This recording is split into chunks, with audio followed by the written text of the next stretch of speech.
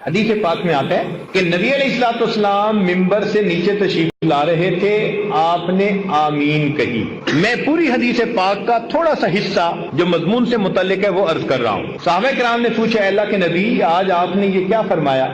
تو فرمایا، جب میں نے قدم رکھا تو جبرائیل امین میرے پاس آئے اور انہوں نے بد دعا دی، باعودہ، برباد ہو جائے وہ شخص جس نے رمضان کا مہینہ پایا اور اپنی بخشش نہ کروائی۔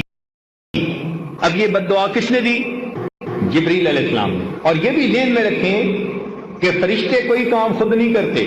قرآن مجید میں ہے لا یعصون اللہ ما امرہم ویفعلون ما یؤمرون، کوئی کام خود نہیں کرتے، وہی کرتے ہیں جو پروردگار کا حکم ہوتا ہے۔ اس کا مطلب ہے کہ جبریل علیہ السلام آئے نہیں، بھیجے گئے تھے اللہ تعالی کی طرف سے۔ انہوں نے آ کر یہ دعا دی، برباد ہو جائے وہ شخص جس نے رمضان کا مہینہ پایا اور اس نے اپنی بخشش نہ کروائی۔ اب اس بد دعا کو سن کے نبی علیہ السلام کو امت کے اوپر کتنی شفقت تھی، رات کو سجدے میں اتنا روتے تھے، غار میں روتے تھے، دعائیں مانگتے تھے، اتنی امت کے اوپر شفقت تھی، رحمت تھی۔